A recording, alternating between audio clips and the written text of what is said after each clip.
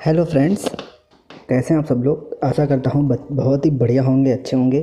आपका बहुत बहुत स्वागत है आपकी अपनी पाठशाला वैष्णवी पाठशाला में। तो फ्रेंड्स, आज हम यहाँ पर आपके सामने स्थानीय स्वशासन की सारी समस्याएं एक ही क्लास में ख़त्म करने आए हैं। स्थानीय स्वशासन से संबंधित जितने भी प्रश्न पूछे जाते हैं, इसके अंतर्गत आप पंचायती राज सिस्टम पढ़ेंगे, ठीक, ग्राम विकास को देखेंगे, नगर विकास को देखेंगे। तो ये जितनी भी चीज़ें हैं, सबसे इम्पॉर्टेंट अगर हम बात करें पंचायती राज सिस्टम की, तो उससे संबंधित जितनी भी चीज़ें आती हैं, ये सब आपको आज इस वीडियो के थ्रू देखने को मिल जाएंगी। अगर आपने कभी पंचायती राज सिस्टम को पढ़ा है और आप उसको रिवीजन के तौर पर अगर देखना चाहते हैं, तो आप केवल इस पिक्चर को देख सकते हैं। ये जो पिक्चर आपके सामने दिख रही है। और अगर आपने इससे पहले कभी भी स्थानीय स्वशासन को नहीं पढ़ा है, नहीं जानते हैं कि क्या होता है स्थानीय स्वशासन, क्या होता है पंचायती राज सिस्टम, पंचायती राज सिस्टम किस प्रकार से हमें देखने को मिला, हमारे संविधान में कैसे ये आया, उन सब चीज़ों को समझने के लिए आपको इस पूरी वीडियो को फॉलो करना पड़ेगा।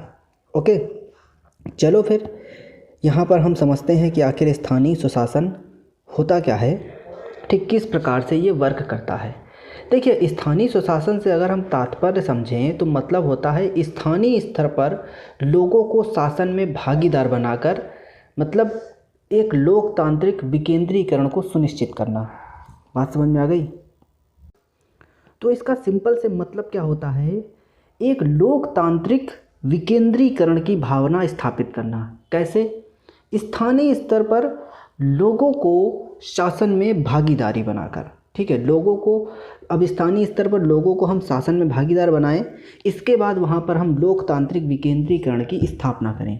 तो इससे क्या होगा, एक स्थानीय स्वशासन क्रिएट हो जाएगा। ठीक, इससे क्या होगा, एक स्थानीय स्वशासन क्रिएट होगा। अब ये स्थानीय स्वशासन कैसे कार्य करता है? स्थानीय स्वशासन दो प्रकार से कार्य करता है।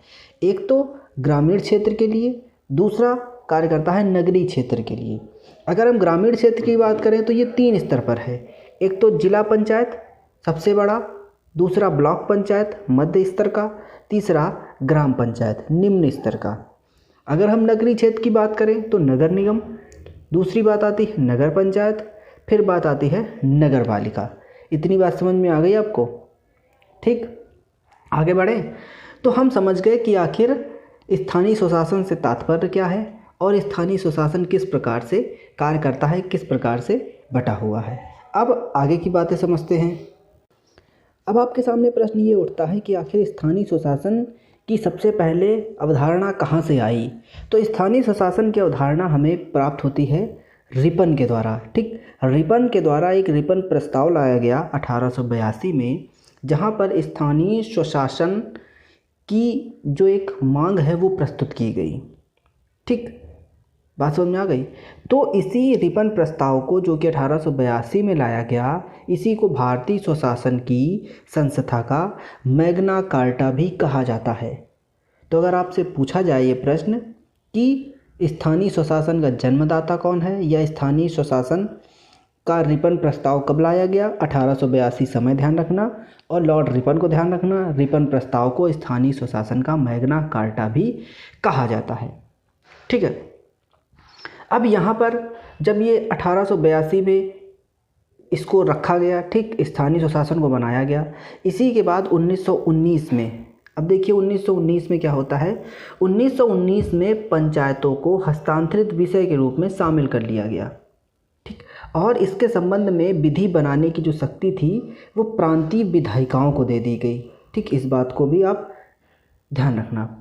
तो 1919 के अधिनियम में, जो भारत शासन अधिनियम 1919 आया था, उसमें क्या हुआ, पंचायतों को हस्तांतरित विषय के रूप में शामिल कर लिया गया। और इसके संबंध में अब कानून कौन बना सकता था, विधि कौन बना सकता था, विधि बनाने की शक्ति दे दी गई प्रांतीय विधायिकाओं को। ठीक, अब इसी प्रावधान के अनुरूप 1920 से लगा करके 30 तक क्या हुआ, यानी कि 1920 से लगा करके 30 तक का जो समय था, इसमें मद्रास हुआ, आपका बिहार हुआ, बंगाल हुआ, असम हुआ, ठीक, पंजाब हुआ। यहाँ पर पंचायतों की स्थापना संबंधी कानून भी बनाए गए। ठीक, इतनी बात समझ में आ गई? देखिए, ये तो बातें हो गई स्वतंत्रता प्राप्ति के पहले की, ठीक, स्वतंत्रता से पूर्व की सारी बातें हो गई कि कैसे ये स्थानीय प्रशासन का, स्थानीय स्वशासन का एक विचार लाया गया रिपन के द्वारा। फिर 1919 में इसको कैसे एक हस्तांतरित विषय के रूप में शामिल किया गया। फिर किस प्रकार से ये मद्रास, बिहार, बंगाल, असम, पंजाब में धीरे धीरे उसकी स्थापना की गई। लेकिन जब हम आज़ादी पाते हैं, ठीक, स्वतंत्रता के पश्चात आखिर पंचायती राज सिस्टम में किस प्रकार से बदलाव आया, किस प्रकार से इसको शामिल किया गया, इस चीज़ को समझते हैं।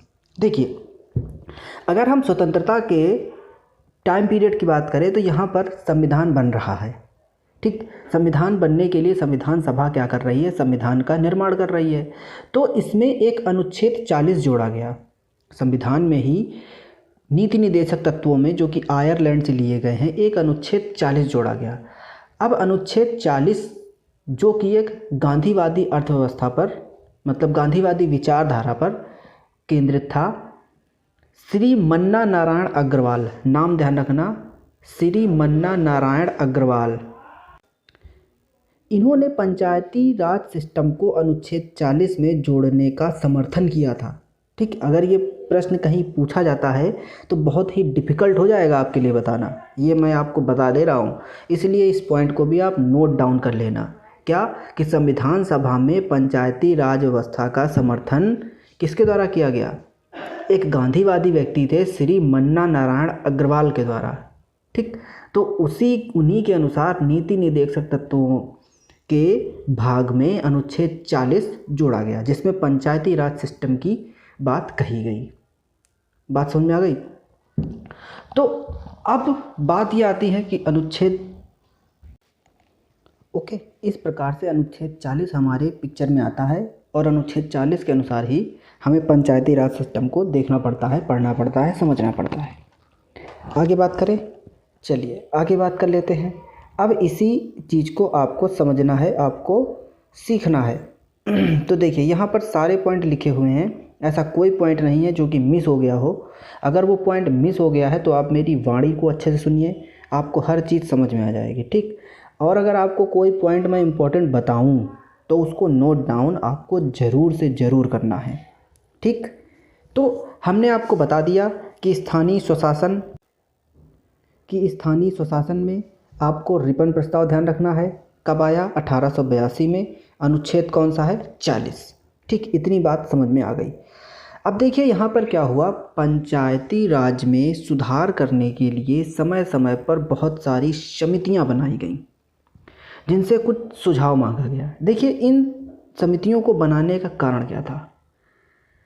अगर हम बात करें 2 अक्टूबर 1952 की, कब की बात करें, हम बात करें 2 अक्टूबर 1952 की। यहाँ पर जवाहरलाल नेहरू के द्वारा एक सामुदायिक विकास कार्यक्रम मतलब इसका प्रारंभ किया गया था।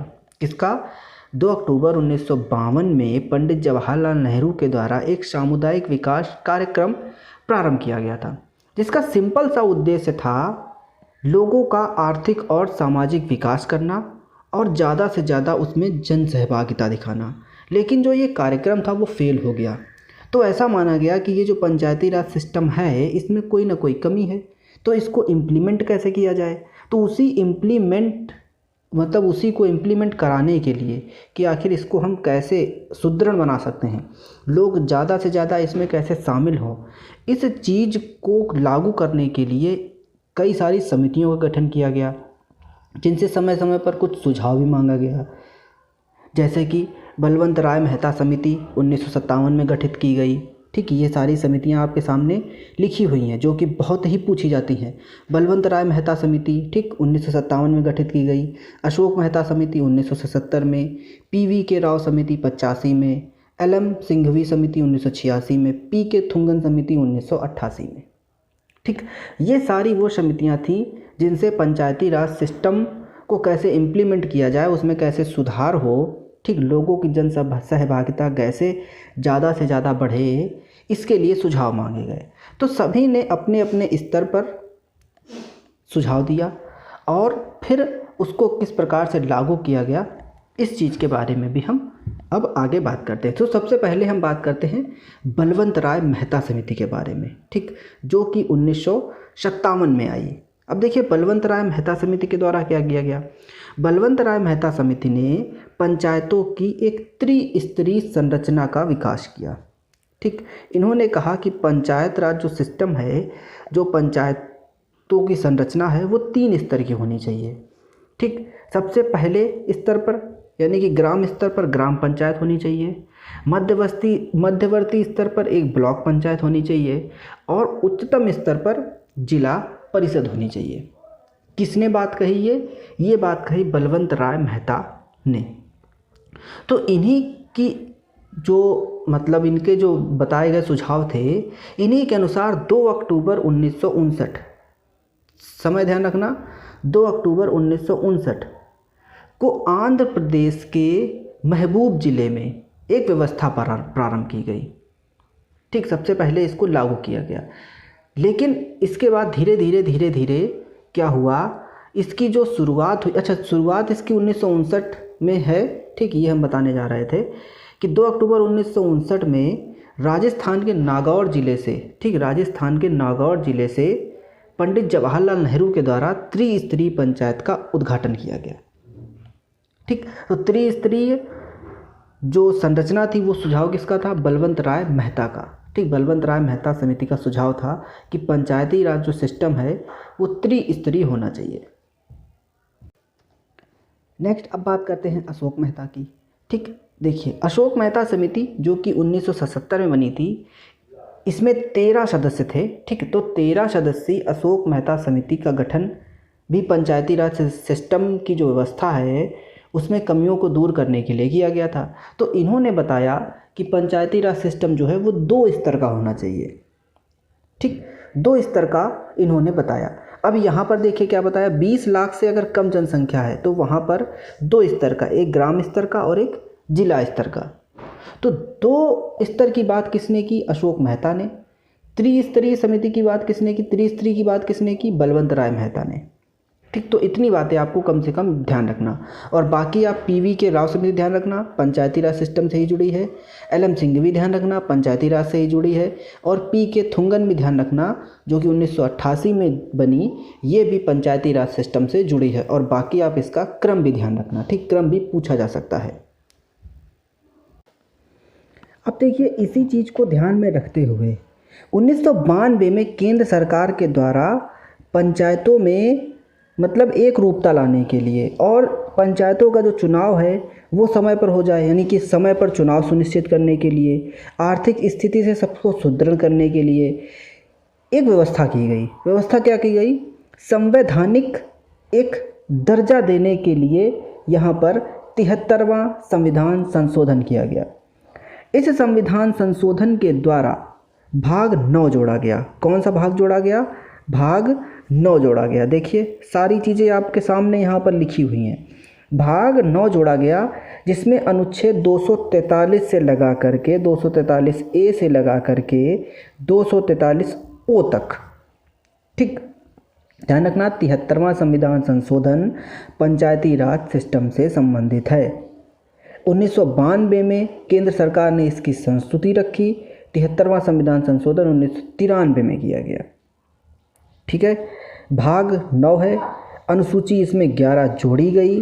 ठीक, अनुसूची जो कि 10 थी, 10वीं अनुसूची दल बदल से संबंधित है, इसमें 11वीं अनुसूची जोड़ी गई और उसी 11वीं अनुसूची से संबंधित 243 ए से लगा करके 243 ओ तक संविधान में संशोधन करके अनुच्छेदों को भी ऐड किया गया।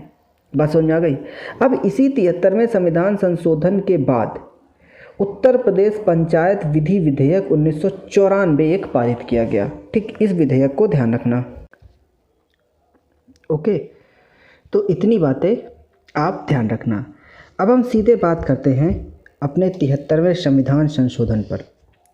ओके, 73वें संविधान संशोधन में कौन कौन से प्रावधान किए गए, इस चीज़ पर हम वार्तालाप करेंगे और समझेंगे। देखिए 73वें संविधान संशोधन को करने के बाद इसमें हमने आपको बताया कि भाग 9 ऐड किया गया, भाग 9 जोड़ा गया, अनुसूची 11 जोड़ी गई और उसमें 29 विषय रखे गए। इस बात को ध्यान रखना। ठीक, 29 विषय हैं। सबसे पहले तो पंचायती राज को संवैधानिक मान्यता प्राप्त हुई। दूसरी बात, महिलाओं के लिए इसमें 1/3 या 33% आरक्षण रखा गया। इस बात को बहुत ही आप अच्छे से समझ लीजिए, ठीक है। नेक्स्ट क्या है, अब बात आती है इनका कार्यकाल आखिर कितने वर्ष रखा गया। तो कार्यकाल इनका रखा गया, जो भी पंचायत सदस्य होगा वो 5 वर्ष तक अपना कार्यकाल संभालेगा और उसकी न्यूनतम आयु 21 वर्ष होनी चाहिए। अब बात ये आती है कि उनका चुनाव कौन कराएगा। तो राज्य निर्वाचन आयोग के द्वारा चुनाव कराया जाएगा, जो कि अनुच्छेद 243(ओ) के द्वारा कवर किया गया है। अब यहाँ पर वित्त व्यवस्था का क्या सिस्टम है। अगर मान लो कोई पंचायत सदस्य है तो उसका पैसा का क्या सिस्टम है, ठीक है, वित्त का क्या सिस्टम है। वो राज्यपाल के द्वारा राज्य वित्त आयोग का गठन करेगा और वित्त आयोग ही उनका पूरा फाइनेंशियल सिस्टम को देखेगा। बाकी हमने आपको ये सारी बातें बता ही दी, त्रिस्तरीय इसकी संरचना, ठीक, ग्राम पंचायत, ब्लॉक पंचायत, जिला परिषद। यहाँ पर यह भी हमने बता दिया कि 20 लाख से जनसंख्या कम पर केवल 2 ही स्तर, ग्राम स्तर पर और जिला स्तर पर, ठीक। अब इसके हम अन्य तथ्यों को समझ लेते हैं, पंचायती राज से संबंधित और अन्य जो विशिष्ट तथ्य हैं इनको भी जान लेते हैं। सबसे पहले हम समझते हैं, आपसे हमने एक प्रश्न किया। प्रश्न क्या है, प्रश्न ये है कि बताइए प्रथम पंचायती राज मंत्री कौन थे। तो प्रथम पंचायती राज मंत्री, ध्यान रखना, कौन थे, एस.के. डे। कौन थे, एस.के. डे। एस.के. डे जो थे वो पहले पंचायती राज मंत्री थे। ओके, बात समझ में आ गई। आगे इसका तथ्य देखिए, केवल जम्मू कश्मीर और केरल ऐसे हैं जहां पर केवल और केवल एक स्तर ही पंचायती राज सिस्टम का लागू है। बात समझ में आ गई। आगे बढ़ें तो ये कुछ इसके पॉइंट हैं, इनको ध्यान रखिएगा। नेक्स्ट पॉइंट इधर भी हैं। हमने आपको बताया क्या कि महिलाओं के लिए 1/3 या 33% आरक्षण की व्यवस्था की गई। इसी में अल्पसंख्यकों के लिए पंचायतों में आरक्षण का प्रावधान आंध्र प्रदेश के द्वारा किया गया है। मध्य प्रदेश, बिहार और उत्तराखंड में 50% आरक्षण महिलाओं को दिया जाता है, ठीक। अच्छा ये बताइए, ये जो 73वां संविधान संशोधन हो रहा है या इसके बाद तो 74वां संविधान संशोधन होगा, ठीक, नगर निकाय प्रणाली से जो संबंधित है, जिसमें अनुसूची 12 जोड़ी जाएगी, भाग 9 का जोड़ा जाएगा। ये बताइए कि इस समय सरकार किसकी है। तो ये जो समय चल रहा है इसमें ध्यान रखना, जो सरकार है वो पी.वी. नरसिम्हा राव की सरकार है। क्वेश्चन पूछा गया है यूपी पीईटी में, इसलिए मैंने आपको यहाँ पर इसका भी मेंशन किया है, लिखा हुआ है, ठीक। अच्छा ये बताइए पंचायती राज दिवस कब मनाया जाता है। तो पंचायती राज दिवस के बारे में भी ध्यान रखना। पंचायती राज जो दिवस है वो आपका 24 अप्रैल को मनाया जाता है, क्योंकि ये जो व्यवस्था थी, पंचायती राज व्यवस्था 24 अप्रैल 1993 से लागू हुई थी, इसीलिए इस 24 अप्रैल की डेट से ही पंचायती राज सिस्टम चालू किया गया। मुझे ऐसा लगता है कि आपको यहाँ तक के जितने भी पॉइंट हैं वो सारे क्लियर हो गए होंगे, किसी प्रकार की कोई समस्या नहीं रही होगी। अगर यहाँ तक आपके सारे पॉइंट क्लियर हो गए हैं तो आगे हम बढ़ने जा रहे हैं नगरीय प्रशासन पर, ठीक। नगरीय प्रशासन को पढ़ेंगे, नगर निकाय प्रणाली को समझेंगे। चलें आगे बढ़ें, चलिए। तो आगे हम बढ़ते हैं नगरीय प्रशासन या नगर पालिका के बारे में समझते हैं कि ये क्या है। अगर हम नगरीय प्रशासन की बात करें तो भारत में जो नगरीय शासन व्यवस्था है ना, वो प्राचीन काल से ही चली आ रही है। इसको जो कानूनी रूप दिया था, मतलब इसे कानूनी रूप सबसे पहले 1687 ईस्वी में दिया गया था। अब 1687 ईस्वी में कानूनी रूप कैसे दिया गया था। यहाँ पर ब्रिटिश सरकार के द्वारा मद्रास शहर में पहले नगर निगम की स्थापना की गई थी।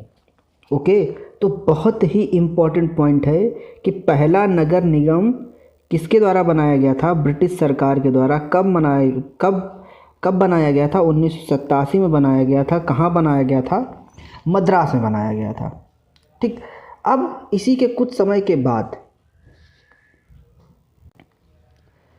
जब चार्टर अधिनियम आता है, 1793 के चार्टर अधिनियम के बाद मद्रास, कलकत्ता और बम्बई मीन्स इनकी जितनी भी प्रेसिडेंसियाँ थी, 3 प्रेसिडेंसियाँ थी, ठीक, इन तीनों प्रेसिडेंसियों में भी नगर निगम की स्थापना की गई। तो सबसे पहला नगर निगम मद्रास शहर में बनाया गया है। इसके बाद 1993 के बाद इनकी अन्य प्रेसिडेंसियां जो थी वहाँ पर नगर निगम की स्थापना की गई। ओके, अब इसी व्यवस्था को ध्यान में रखते हुए जब भारत सरकार अधिनियम 1919 आया है तो उसमें भी नगरीय प्रशासन का स्पष्ट प्रावधान किया गया। ठीक, ये तो बात हो गई स्वतंत्रता से पहले की। अब स्वतंत्रता के बाद 74वें संविधान संशोधन के द्वारा नगरीय शासन के संबंध में एक संवैधानिक प्रस्ताव या संवैधानिक प्रावधान किया गया और उस संवैधानिक प्रावधान के अंतर्गत यहाँ पर संविधान में भाग 9 का 12वीं अनुसूची और उसमें 18 विषय शामिल किए गए। आई थिंक आपको सारी बातें समझ में आ रही होंगी। ठीक है, अब फिर से वही बात आ गई कि पीवी नरसिम्हा राव के द्वारा 74वें संविधान संशोधन को यहाँ पर पारित कर दिया गया। ठीक, इसको कानूनी दर्जा बना दिया गया 1993 में। देखिए यहाँ पर जो इसका विधेयक था वो 1992 में लाया जाता है पीवी नरसिम्हा राव के द्वारा। फिर जब इसमें लोकसभा, राज्यसभा और राष्ट्रपति के हस्ताक्षर हो जाते हैं तब ये 1993 से लागू हो जाता है।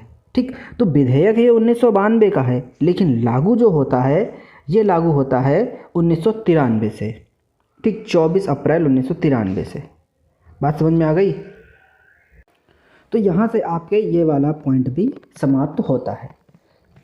ठीक, तो ध्यान रखना 74वां संविधान संशोधन नगरीय प्रशासन से संबंधित है। ठीक, नगरीय प्रशासन या नगर पालिका से संबंधित है। इसके द्वारा भाग 9 का जोड़ा गया, 12वीं अनुसूची जोड़ी गई और इसमें 18 विषय जोड़े गए। ठीक, चलिए आगे बात करें। ओके, तो आई थिंक आपको यहाँ तक के सारे पॉइंट क्लियर हो गए होंगे। अब मैं आपसे कुछ प्रश्न पूछता हूँ, आप उसका आंसर दीजिएगा। ठीक, ज़्यादा नहीं, 4-5 प्रश्न पूछूंगा। ये जो मैंने पढ़ाया है इसी से संबंधित ही होंगे, इधर उधर के ज़्यादा प्रश्न नहीं होंगे। सबसे पहला प्रश्न है, बताइए किस समिति ने त्रिस्तरीय पंचायत प्रणाली की सिफारिश की थी? तो आंसर इसका क्या होगा? बलवंत राय मेहता समिति ने। ठीक, दूसरा प्रश्न है कि सबसे पहले नगर निगम कहाँ पर बनाया गया? तो आंसर क्या होगा इसका? मद्रास।